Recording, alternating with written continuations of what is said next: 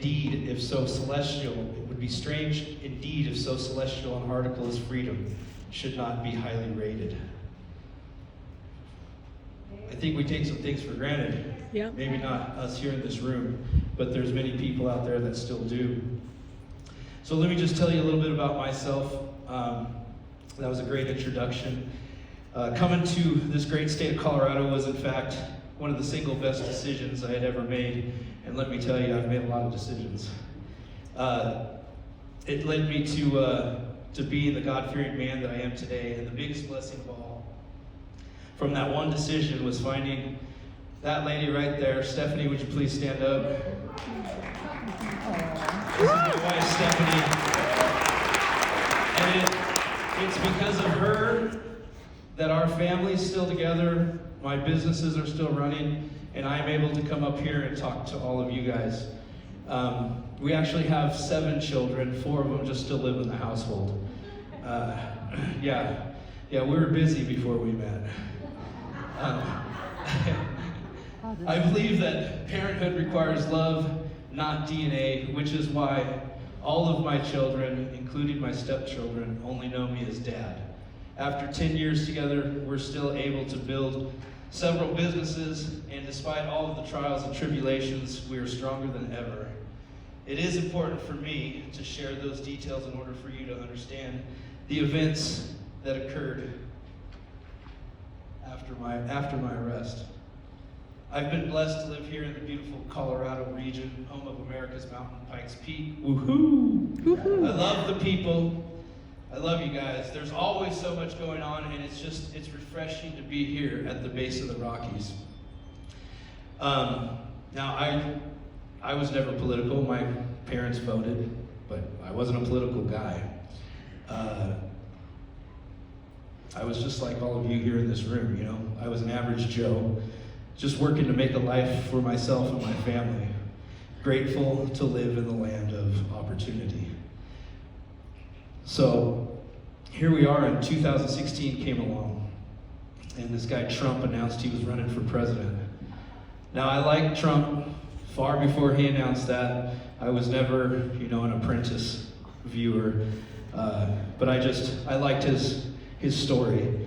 And he was one of the reasons that I pursued my career in construction. He had made a comment that there's a few industries that you can make a ton of money on, and one of those was construction and development. So I stayed in construction, and I could take a piece of crap and turn it into a beautiful kitchen or bathroom, but I can't develop too much other shit. So that's what I decided to do, was stay in construction and perfect my craft. I've been in tile for 23 years, I've been in construction for 33. Yes, I'm older than I look.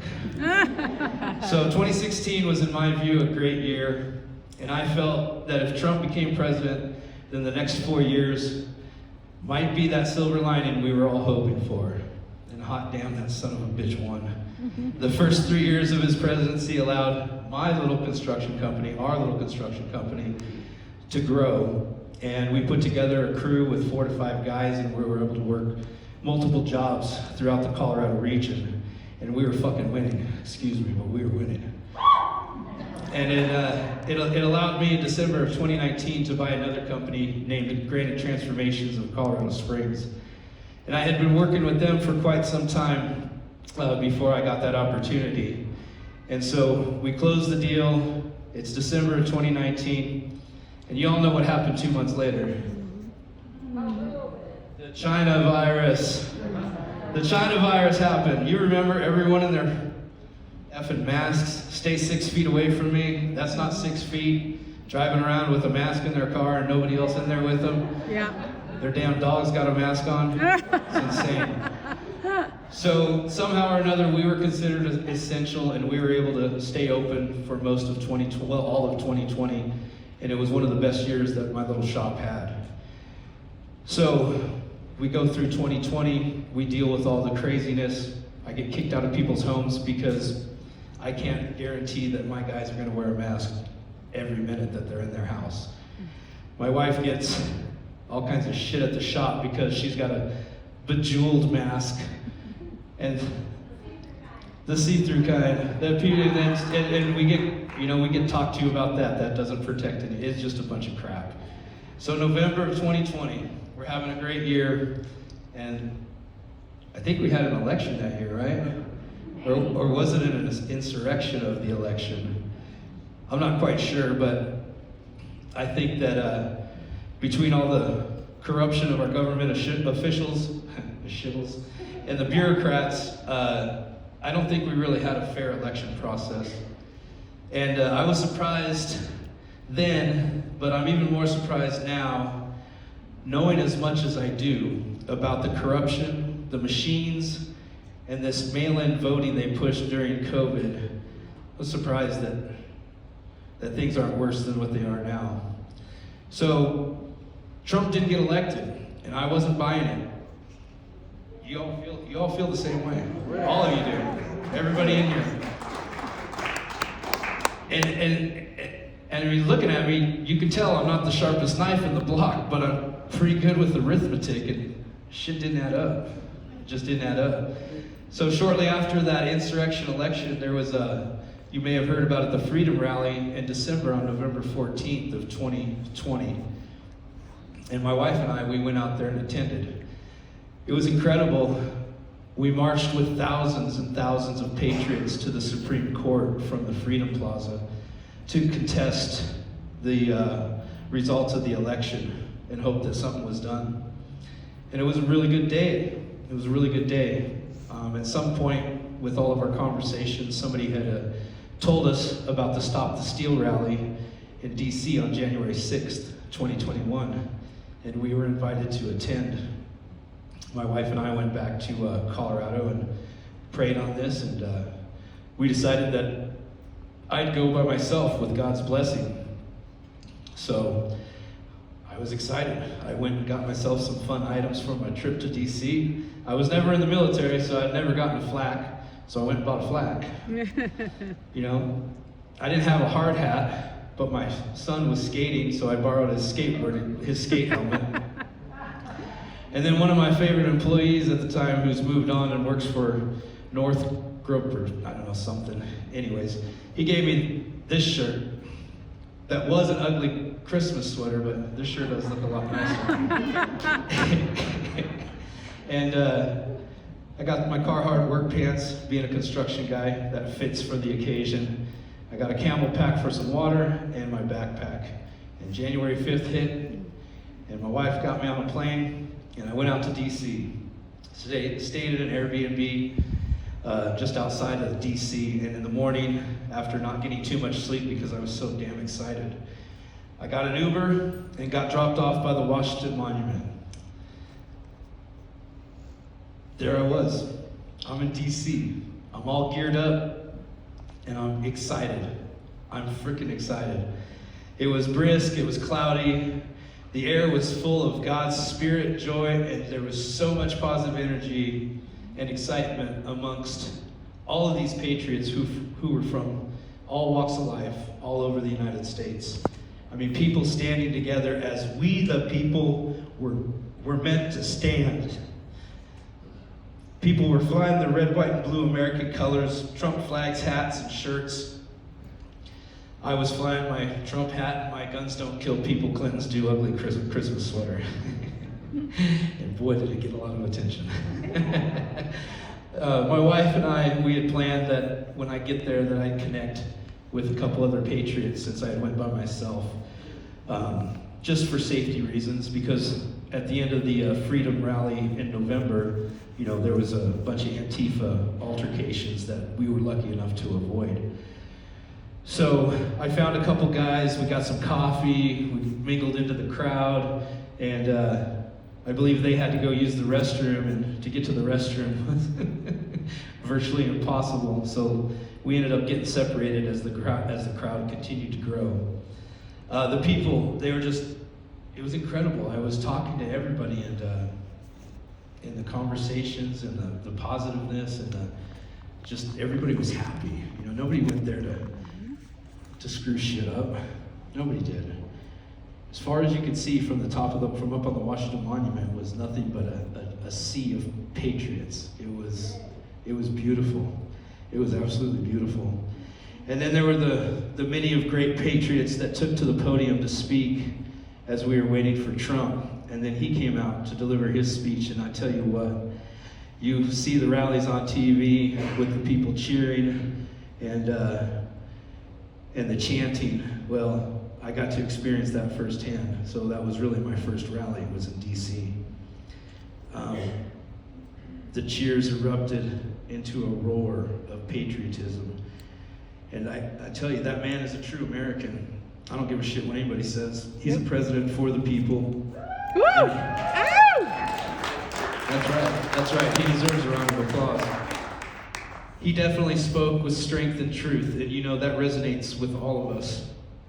So I soon decided that it'd be a good idea to head over to the Capitol.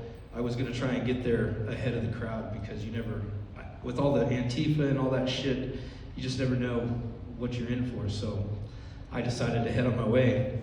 And so I'm walking by myself from the Washington Capitol, and as I'm getting, I'm about halfway there, I'd say, and you can see some of the side streets, and I noticed, you know, that there was a bus that had either pulled up or had been parked there, but there were people getting off of it, so I don't know how long it had been there, but they looked just like me and you guys. But what I believe those people really were is, I believe those were some of the people that they brought in to kind of stir things up. So, you know, I continued on my way. Didn't have any interactions with them. They were a good 50, 60 yards away. And I got to the Capitol and found a group of people who were listening to the speech on some two-way radios. And, you know, I heard that famous, "Go peacefully and make your voices heard," as he ended the speech. And, you know, I knew it was then that the people were coming over, and so I got to get a front row. I believe it's the reflecting pool that I was standing at the end of. I could be wrong. But there's a 3-foot wall that's made out of some of our Colorado marble that the green belt comes up to from the back of the Capitol. And so they had some orange mesh that was up there as like temporary fencing. You've probably seen it in some areas, you know, to know what I'm talking about. But beyond that, there were some officers. I would say they were about 20 to 25 yards away. And they were standing in it was kind of an odd formation. It really wasn't a formation. They were standing 20 feet, 30 feet apart from one another.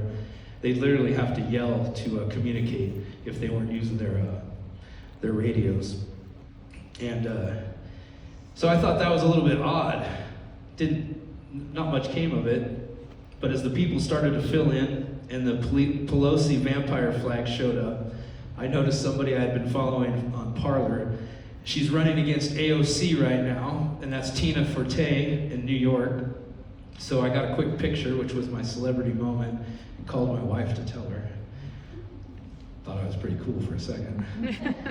Anyways, so I go back to standing by the wall, and some lady asked me to put her giant poodle up on the grass area, I guess so it could do its duty. And that didn't draw any of the police's attention, but then a child gets set up on the wall, and that prompts an officer to trot over and tell everybody that, you know, the kid's not allowed on the wall, which I kind of scoffed at, and so I jumped up on it myself.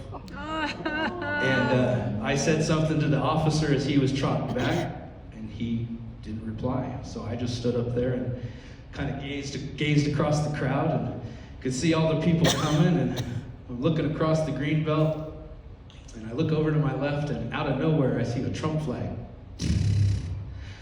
shaking in the wind.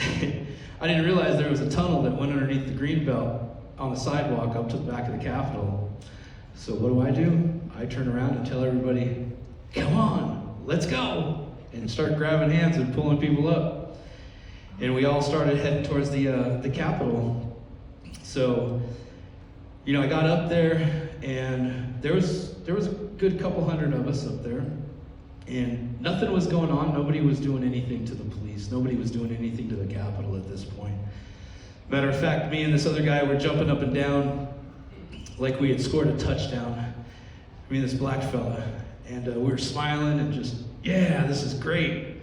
And then all of a sudden, I saw blood splatter and heard a report, kind of at the same time. And as I was looking at the blood, trying to figure out if that was really blood, the black guy falls down in my vision and starts shaking. And I immediately am like, I've got to help this fella. So I went to pick him up and try and help him out to see what's wrong. And I'd never been tased before, but that was the first time I got electrocuted. I peed on a hot wire fence though, as a kid. That hurt worse than this did. So I grab the guy and I get a little jolt, and so I let go, and I follow his legs and these wires, and I see a police officer just holding the taser, just with this cringe on his face like he was doing something. And from behind him, another officer came out, and he had his taser drawn too. And that's when I realized that he was aiming at me. I didn't know what the hell to do, so I just stood there like a deer in headlights, and I watched him kind of go up and down my body until he decided that he was going to shoot me in my leg area, because he could tell that I had something big on underneath my sweater. Wasn't going to shoot me in the face, thank God. And so he shot me in the leg, but the barbs didn't penetrate because of my work pants. So if you're going to go out and protest, Carhartt work pants, the double pleated, the double jeans, it'll keep those barbs from getting you. So I looked down and I looked at him and I shook my head in disbelief. I was like, what the hell are you doing? So I looked down again and I grabbed the wires and I pulled them off the barb and I threw them back at him. That's like an assault. And I started to turn because a little voice in my head that was probably my wife said, it's a good time to go. So I decided to turn around and leave. And if you ever seen Happy Gilmore, and you've seen the crowd come running over the hill on the golf course, that's what I turned into, was just a crowd of people converging on the Capitol. It was incredible, to tell you the truth. So I turned around and kind of stood my ground a little bit, and slowly but surely kept getting pushed more and more as everybody's filling in. And everybody wants to get up closer to the Capitol. I mean, we've got people with their kids on their shoulder. You've got babies in slings. Wow. You've got little old ladies with their walker and their Trump hat, and they're just smiling and cruising. I mean, what unfolded next was pretty grotesque, you know. My dad was a police officer in Fullerton, and he was there during the riots. He's no longer with us, but he didn't approve of what I did, but after he started, you know, listening to me and talking to my wife and stuff, he kind of got a different idea about things. And we would talk about what he saw on TV and what he knows as a former police officer when it comes to crowd control. And he said that the police had no business doing what they were doing because they weren't positioned to crowd control. And that's coming from somebody that has the training to do such a thing. And so I'm watching the officers do things that I don't agree with, but I'm not going to attack the officers. I've got respect for the law enforcement. And even though I didn't agree with what they were doing, I still had respect for them. They have a job to do. I had a job to do. They grabbed a barricade. The barricades were lined up on the wall of the Capitol, and they started bringing those forwards. And at times they would ram it into the front line of the crowd. And if you get online and search hard enough, you can find some of these videos. But you know, I with about 4 or 5 other people grabbed onto that barricade because they got shoved into us, and we pulled it out of the police's hands. I'll admit that. That probably wasn't the right thing to do, but I don't think it was wrong either. No. So, again, they went back and got more barricades, and their batons came out. The look on their faces didn't have any look of confidence. They looked completely confused. They looked scared. They looked unprepared, and they really didn't have any business being there doing what they were doing. I don't believe that the crowd of patriots would have let anything happen in the Capitol, because I watched people pull people away that were doing damage on the backside of that building. I saw a guy get literally crowd surfed out of the crowd that was trying to break a window.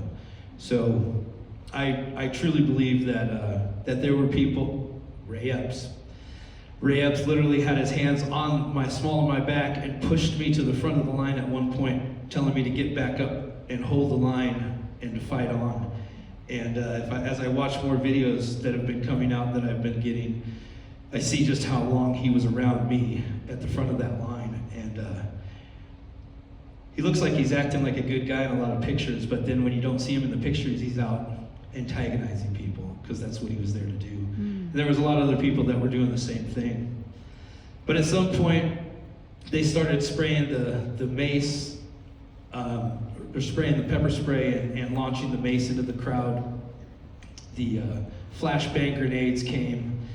That's something that I, don't want to experience again, is having one of those blow up next to you. It disorients you and leaves you a ring that you're not too comfortable with. Might as well fire a gun off next to your head.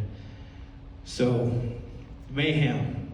I'm watching people get hit with batons. I'm watching them assault everybody. It really blew me away. At one point, I pulled out my phone and was videotaping some of the officers and telling them that what they were doing was wrong, and that this was definitely something that they're going to be judged on when the time comes.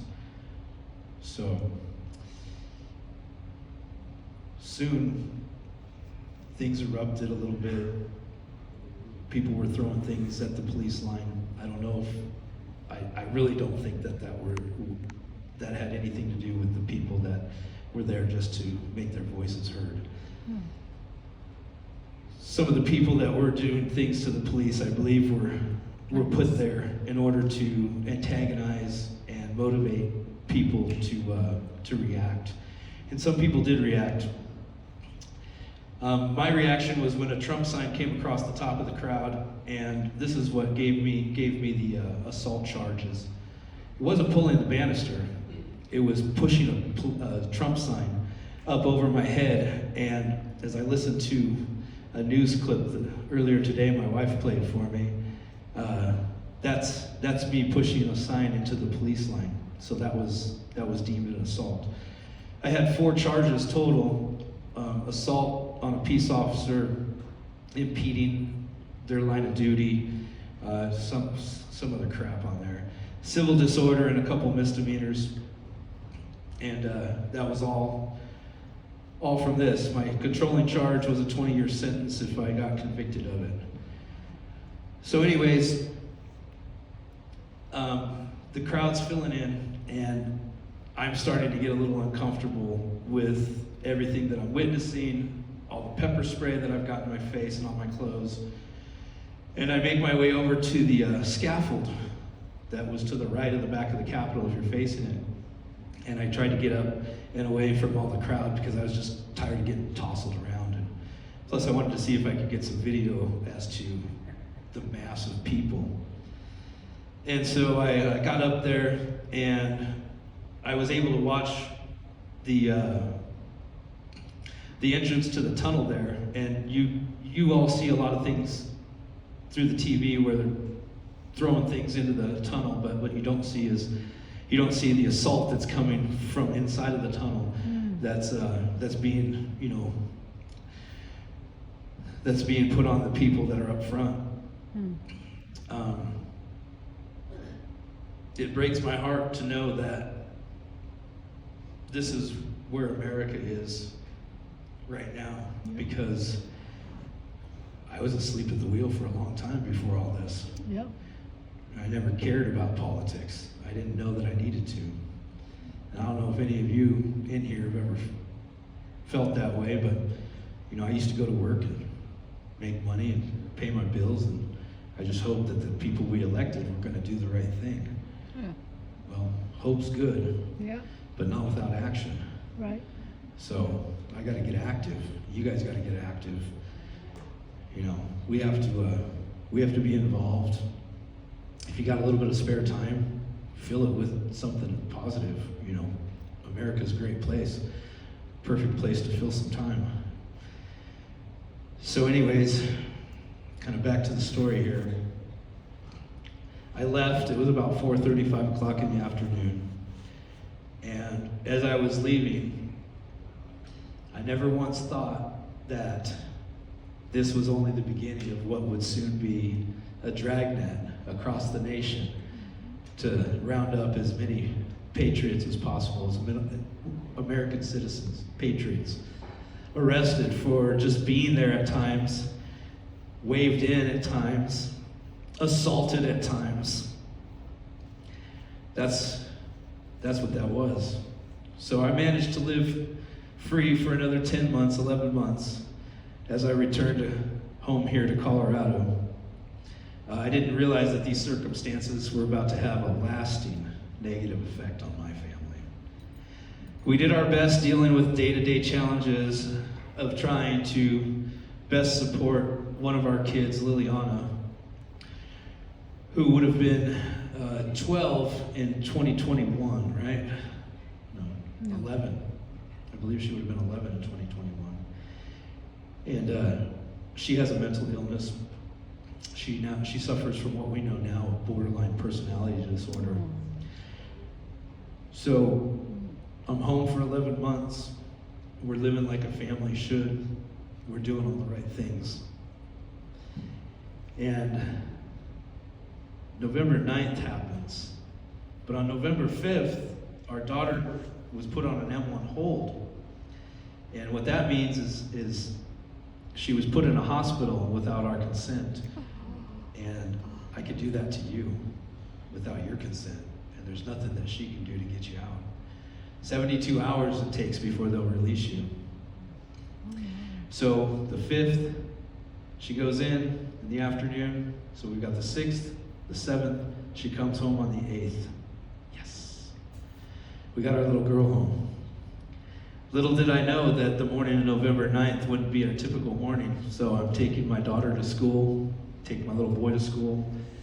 I go back to have a little time with my wife, and then I take off to the office. It's 9 o'clock in the morning, roughly. I was at the men's meeting earlier at the road, Chapel Hills. And so it was business as usual. I decided to not go to the office right away, which probably really pissed them off. And I headed to the Salvation Army, because they were a client of mine at the time, and I was doing some work in their Fresh Start apartments to help them out. And I go in and see my contact, and I happen to be on the phone waiting to talk to Richard Randall about the whole medical, the M1 hold, basically a medical kidnapping. And as I come out, I see all these cops telling me to put my hands above my head. And so I did. And they told me I was under arrest, and I was like, "You got the wrong guy." And I put my hands down. And they said, "No, you're under arrest for the Capitol riot. We got a warrant." I was like, "Oh, that's me." I'm guilty. So there was well over a dozen of FBI and Colorado police that picked me up that day. And I can tell you what, the FBI wanted to get me in front of that judge so fast. We were doing 110 up I-25. I asked him to slow down. I said, "I want to live to see tomorrow." So that's when I go into custody. I had no idea what was in front of me.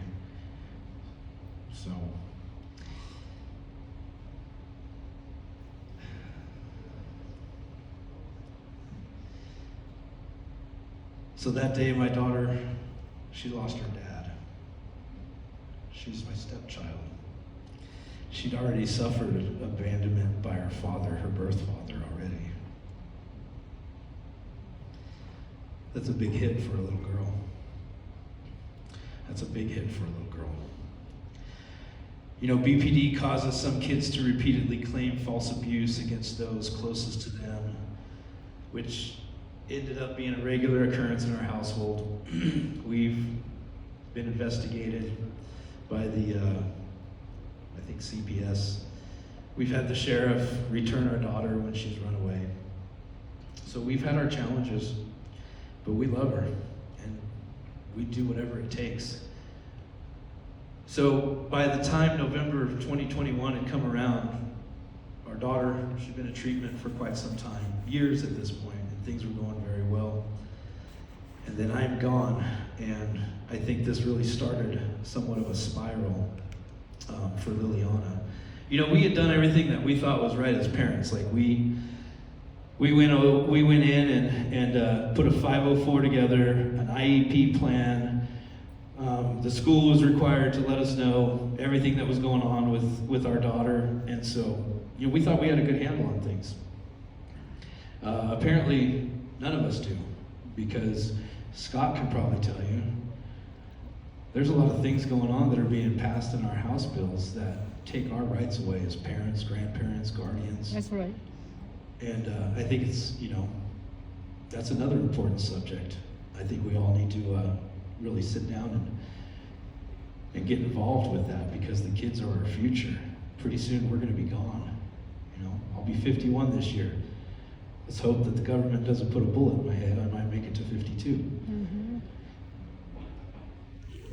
So, you know, a little bit about that day when my daughter got taken away is when a kid pleads with an authority figure, like a community resource officer or a principal, that she wants her parents notified about what's going on.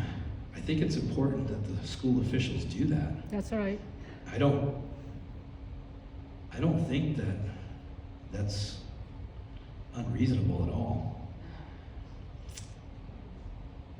So my daughter's taken against her will.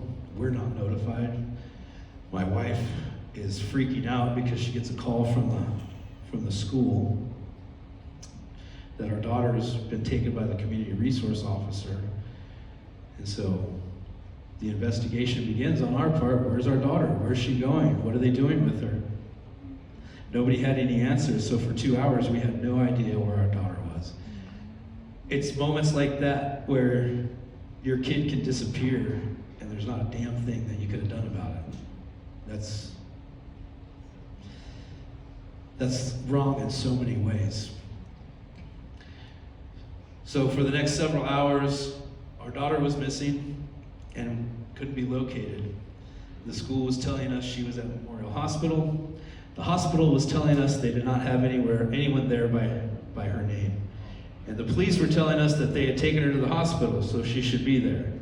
It was just a circle. After many frantic calls to the hospital, the sheriff's office, and the school, eventually Lily was located. And finally, Mom got to go to where Lily was being held in the mental health ward at Memorial. Oh. Things only got worse there.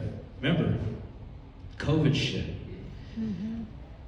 So they attempted to forcefully COVID test our minor child several times against my wife and I's will. We don't believe in that shit.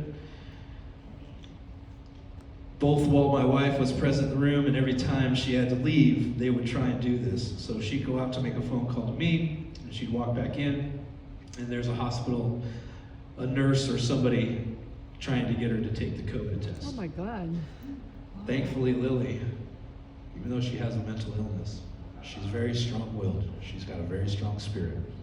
And she self-advocates. And she refused to allow them to do any sort of testing on her.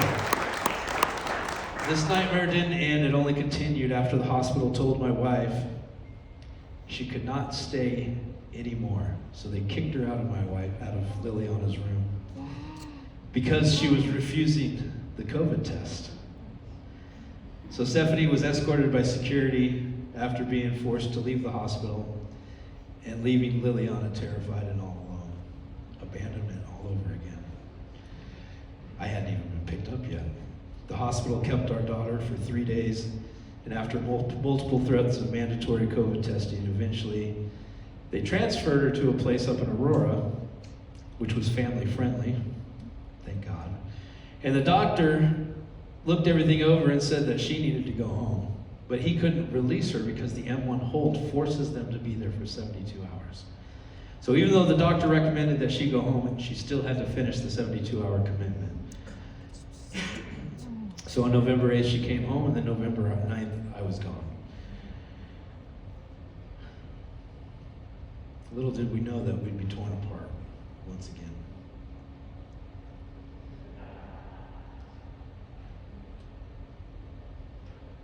So our family was re-traumatized with Lily, with me. My wife left to deal with everything all on her own. No one should be expected to take on such tasks all alone. Nope. And Stephanie, you are truly my champion. Woo!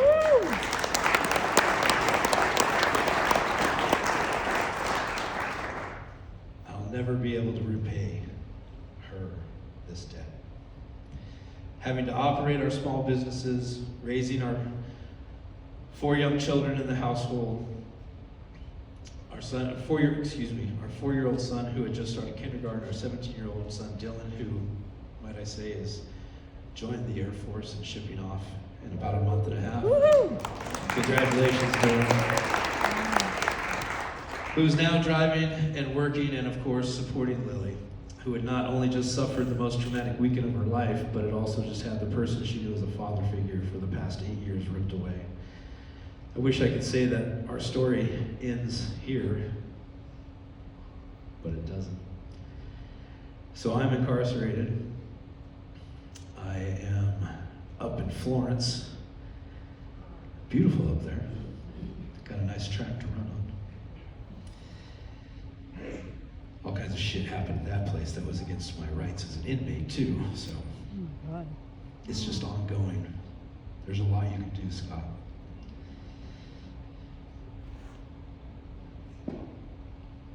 So in February of 2023, Stephanie and Lily, they go out to Nashville, Tennessee. Yeehaw. Mommy and daughter trip to attend a Christian concert. So my wife had been trying to get my daughter involved in Jesus, like accept Jesus into her heart to help with the borderline personality disorder. Now, mind you, at that time, we didn't know that's what it was exactly. We knew there was some sort of issues going on, bipolar, stuff of that nature. We didn't really know. So in Tennessee, they were out in downtown Nashville after the event, and they were having some girl time. Something happened at one of the businesses there in downtown Nashville, and 2 people tried to help. They separated my wife and daughter. My wife ended up going to jail. My daughter ended up going to CPS. What? Once again, traumatized. My wife bails out, charges get dropped, daughter's still not returned. So, for 14 months, Lily's been imprisoned Oh my in God. Tennessee. What? And now, pursuant to an illegal and unlawful petition for custody with emergency removal order, which granted temporary legal custody to the Tennessee Department of Children's Services, my wife was arrested and held overnight in jail. Yep, she was jailed.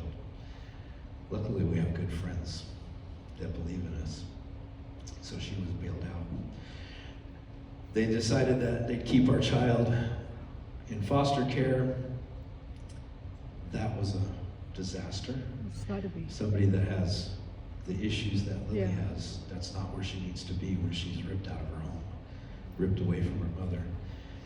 So they then locked her away in a level 4 mental health residential facility, and she was in there for 10 months. Oh my God. Although the real law states no child can remain committed for more than 30 days. That's the law. Lily has not been allowed to leave whatsoever and has missed out on over a year of education, resulting in her civil liberties and basic human rights being walked all over and her religious freedoms and educational rights destroyed. Our daughter has basically been trafficked, sexually exploited, suffered constant and repeated severe abuse, neglect, sexual assault, battery assault, bullying, intimidation, intentional inflictions of emotional distress, torture, retaliation, humiliation, physical, psychological torture, threats against her life, medical malpractice, dehydration, starvation, isolation, and the unlawful use of illegal restraints causing permanent injuries and psychological trauma for life. And that's just to name a few. Oh my God.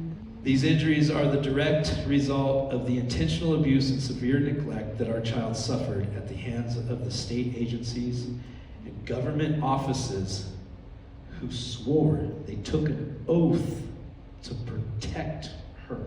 Mm-hmm. Unfortunately, the majority of state agencies and local government, they've become infected with deep levels of corruption. These corrupt government officials and agencies have allowed illegal changes to be made to former statutory code without the backing and the vote of the General Assembly, which is who's actually authorized to vote on these legislative changes.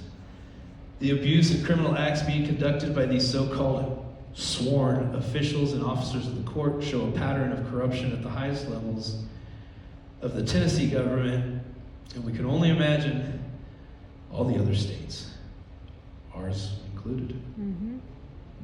With little to no Supreme Court oversight required anymore due to the laws and statutes unlawfully being amended or erased, there is little to no hope that justice will prevail, or if change is even possible.